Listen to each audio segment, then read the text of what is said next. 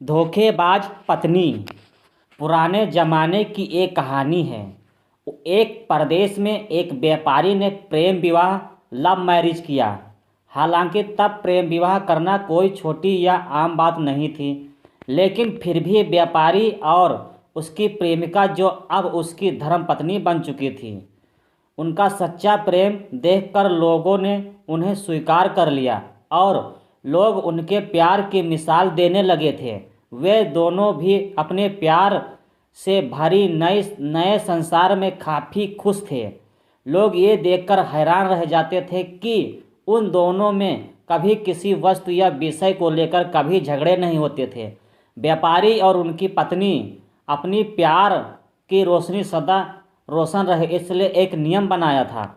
उन दिनों लोग रातों को छतों पर मशाल जलाया करते थे ताकि घर आंगन में उजाला रहे और सोने के समय उन्हें बुझा देते। प्रेमी जोड़े ने तय किया था कि वे जब तक साथ रहेंगे तब तक उनके घर में मशाल जलती रहेगी। अब रात होते ही पूरे प्रदेश में अंधेरा हो जाता था, लेकिन एकमात्र इस व्यापारी का घर रोशनी से जगमगाता।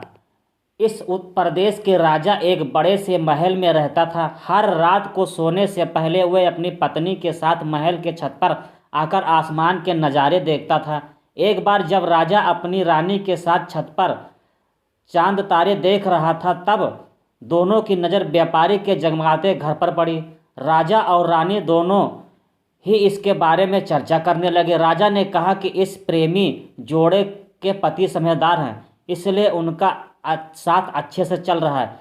रानी राजा से सहमत नहीं थी। रानी ने कहा था कि जरूर पत्नी ही ज़्यादा समझदार होगी और वह पति के और उसके घर वालों की गलतियों को नज़रअंदाज कर देती होगी। इसके बिना उसके परिवार का इतना अच्छे से संभाल पाना संभव नहीं है। राजा रानी की चर्चा बहस में और फिर बाद में झगड़े में बदल गई। अंत में राजा ने कहा कि हम क्यों झगड़ा कर रहे हैं, एक काम करते हैं, उनकी परीक्षा लेते हैं और देखते हैं कि कौन ज़्यादा समझदार। रानी को यह भी सुझाव पसंद आया। राजा ने उनकी परीक्षा लेने के लिए एक योजना बनाई। अगले दिन योजना के मुताबिक रानी ने व्यापारी के घर एक स्त्री भेजा और वह स्त्री व्यापारी के पास गई और उससे बोली, तुम्हारे लिए रानी का संदेश लेकर आई हूँ। वो स्त्री संकोच हुए व्यापारी से बोली कि रानी को तुम बहुत पसंद आ गए हो। अगर तुम अपनी पत्नी को छोड़ दो या उनकी हत्या कर दो तो रानी तुमसे शादी करने के लिए तैयार हैं। महिला की बात सुनकर व्यापारी को गुस्सा आ गया, लेकिन उसने अपने गुस्से पर काबू करते हुए कहा महिला से कि ऐसी 1000 रानियां भी आएंगी तब भी मैं अपनी पत्नी को धोखा नहीं देने वाला। तुम मेरी तरफ से रानी को से माफ़ी मांग लेना और कहना प्रस्ताव दोबारा ना भेजें। उस स्त्री ने व्यापारी ने जो कहा था वह बात राजा और रानी को जाकर बता दी। व्यापारी को ऐसा जवाब सुनकर राजा खुश हो गया, क्योंकि राजा जैसा सोचता था व्यापारी उतना ही समझदार निकला।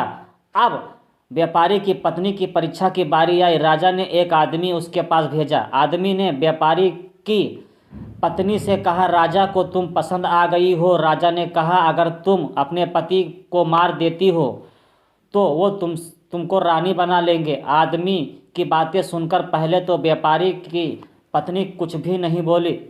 अब आदमी वहाँ से जाने लगा, तब पीछे से व्यापारी की पत्नी ने कहा, आज रात को जब मशाल बुझ जाएगी तो समझ लेना कि मैंने अपने पति की हत्या कर दी। राजा के आदमी ने इस घटना का वर्णन राजा और रानी के सामने जाकर किया। राजा को व्यापारी की पत्नी पर काफ़ी गुस्सा आया, लेकिन रानी ने राजा से कहा कि वह सिर्फ ऐसा कहती है, कर नहीं सकती। आखिर वह एक उसकी पत्नी है और प्रेम का भी है। राजा ने तय किया कि व्यापारी को खतरे में नहीं डालना चाहिए, इसलिए राजा ने अपने कुछ सिपाहियों को आदेश देकर उसके घर के पास खड़ा रहने के लिए कहा।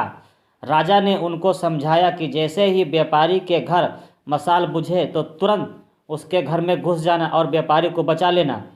रात होते ही राजा और रानी अपने महल के छत पर आकर व्यापारी के घर की तरफ देखने लगे। आधी रात हो गई लेकिन कुछ भी नहीं हुआ। रानी राजा से कहने लगी, देखा, मैं कहती थी ना कि वो सिर्फ कह सकती है, ऐसा कर नहीं सकती है। रानी ने ये शब्द कहे ही थे कि राजा ने देखा कि व्यापारी के घर की मशाल बुझ चुकी है। राजा को व्यापारी की चिंता होने लगी। थोड़ी देर बाद राजा के वो सिपाही जो व्यापारी के सुरक्षा के लिए वहाँ खड़े थे राजा के पास आए और उन्होंने राजा को व्यापारी की मौत की खबर सुनाई। राजा ने कहा, तुम्हारे होते हुए व्यापारी कैसे मर सकता है? सिपाहियों ने कहा कि उसकी पत्नी ने दिन में ही जहर दे दिया था और रात को पति के मरने के बाद उसने मशाल बुझाई, इसलिए हम कुछ ना कर पाए। राजा को इस घटना से न सिर्फ व्यापारी की पत्नी से बल्कि औरत जात से ही नफरत हो गई। व्यापारी की पत्नी के बेवफाई के विचार उसे पूरी रात आते रहे। राजा उस रात एक भी मिनट सो नहीं पाया। राजा को इस बात का काफ़ी पश्चाताप हुआ कि उसकी वजह से व्यापारी को अपनी जान गंवानी पड़ी। सवेरे राजा ने अपने एक मंत्री को बुलाया और उसे आदेश दिया कि मैं शिकार करने जा रहा हूँ। जब तक मैं लौटूंगा इस प्रदेश की सभी महिलाओं को गला काट कर मार देना।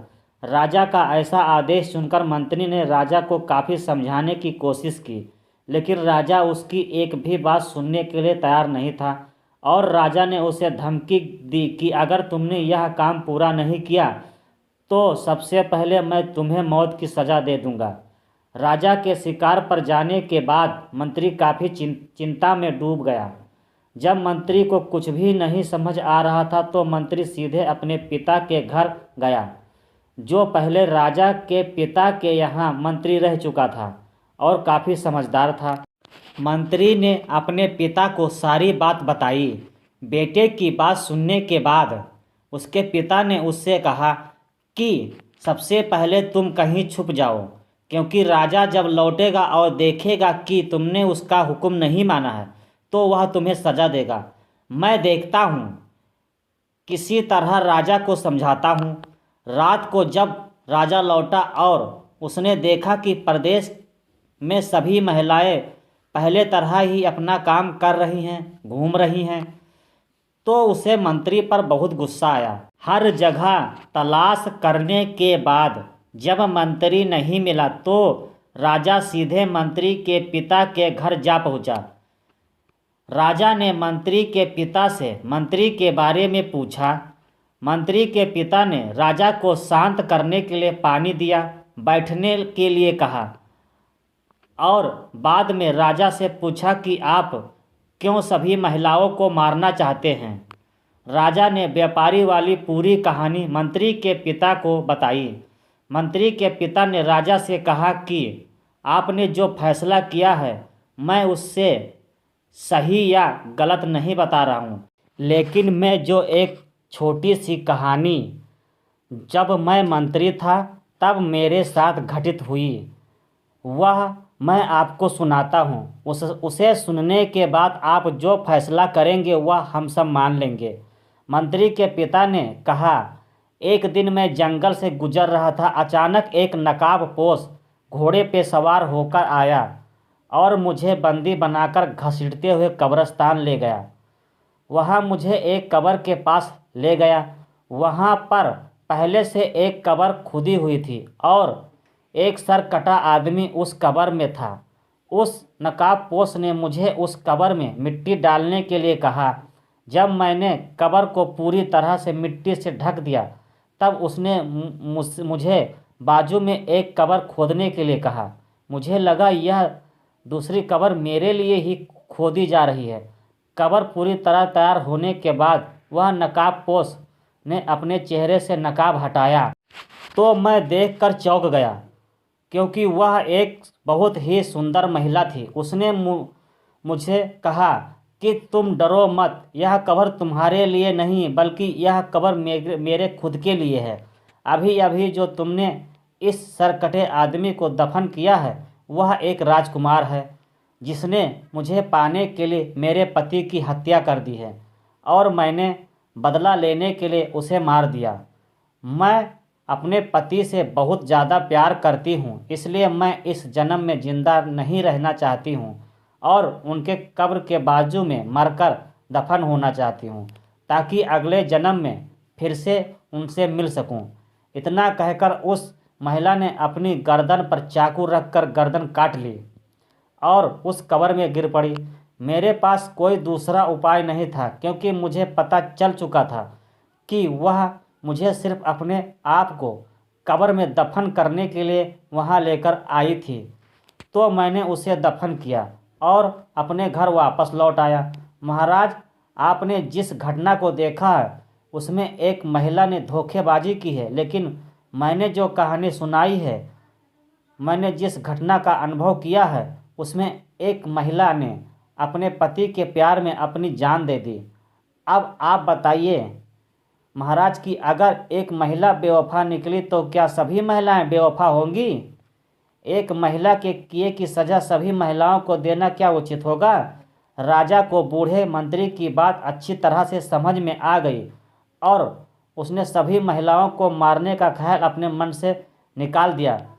दोस्तों, यह कहानी हमें ये समझाती है कि दुनिया में भिन्न भिन्न तरह के लोग हैं, भिन्न भिन्न तरह के विचार हैं और उतने ही अलग तरह के सबके व्यवहार हैं। हम एक आदमी का व्यवहार देखकर बाकी सबके लिए कोई फैसला नहीं कर सकते। आज के दौर में यह बात बहुत अच्छी तरह से सबको समझनी चाहिए, क्योंकि आजकल ऐसा होता है कि जब कोई प्यार में धोखा खाता है तो वो सभी औरतों को फिर या सभी पुरुषों को नफरत की दृष्टि से देखने लगते हैं। सभी को यह एक ही तराजू में तौलने लगते हैं। आपको इस कहानी के बारे में क्या विचार है, ज़रूर बताइएगा। धन्यवाद।